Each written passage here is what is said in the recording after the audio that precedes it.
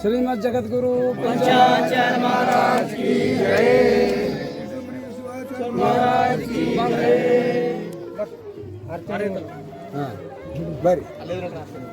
शंकर जय शंकर लिंग जय जय लिंग जय जय।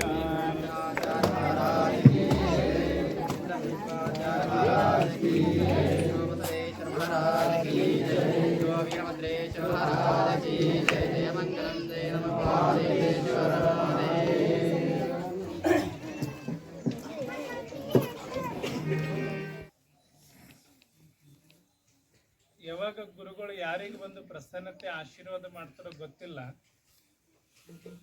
ಅವರಿಗೆ ನನಗೆ ತಿಳಿದ ಹಾಗೆ ವೈಯಕ್ತಿಕ ನೋಡ್ಬೇಕಂತಂದ್ರೆ ಗುರುರಾಜ್ ಹಿರೇಮಠ ಇನ್ನೂ ಕಲಿತಾನೆ ಇದ್ದಾನೆ, ದುಡಿಯೋರು ಅವರಿಬ್ಬರೇ. ಆದ್ರೆ ಗದ್ದಿಗೆ ಇಷ್ಟು ಚಲೋ ಕಟ್ಸಿರಲ್ಲ. ಒಬ್ಬ ಸ್ವಾಮಿಗಳು ಮಠದಾಗಿದ್ರು ಅಷ್ಟು ಚಲೋ ಗದ್ದಿಗೆ ಕಟ್ತಾರೋ ಗೊತ್ತಿಲ್ಲ. ಅದಕ್ಕಿಂತ ಒಂದು ಪಟ್ಟು ಜಾಸ್ತಿ ಗದ್ದಿಗೆಯನ್ನು ನಿರ್ಮಾಣ ಮಾಡಿದ್ದಾರೆ ಅವರು. ಯಾಕಂತ ಕೇಳಿದ್ರೆ ರುದ್ರಮುನಿ ಸ್ವಾಮಿಗಳು ಕೆಲವು ಅವರ ತಂದೆಯವರು ಕರಬಸಯ್ಯ ಸ್ವಾಮಿಗಳು ಹೇಳಿದ ಹಾಗೆ ಕೆಲವು ವಿಚಾರಗಳನ್ನು ಅವರು ಬರೆದಿಡ್ತಿದ್ದರು. ರುದ್ರಮುನಿ ಸ್ವಾಮಿಗಳು ಬಹಳ ಇಷ್ಟಲಿಂಗ ಪೂಜೆಯನ್ನು ಮಾಡ್ಕೊಳ್ತಾ ಆಗಿನ ಕಾಲದಲ್ಲಿ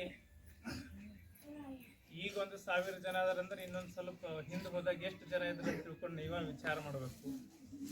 ಒಂದು ಸಣ್ಣ ಹಳ್ಳಿ ಒಳಗೆ ಇದ್ಕೊಂಡು ಪೂಜಾ ಪುನಸ್ಕಾರವನ್ನು ಮಾಡುತ್ತಾ ಭಕ್ತರನ್ನ ಉದ್ಧಾರ ಮಾಡುವಂಥ ಶಕ್ತಿ ರುದ್ರಮುನಿ ಸ್ವಾಮಿಗಳಲ್ಲಿತ್ತು.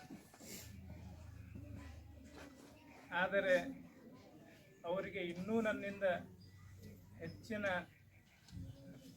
ಆಶೀರ್ವಾದವನ್ನು ಭಕ್ತರಿಗೆ ಮಾಡುವಂಥ ಶಕ್ತಿ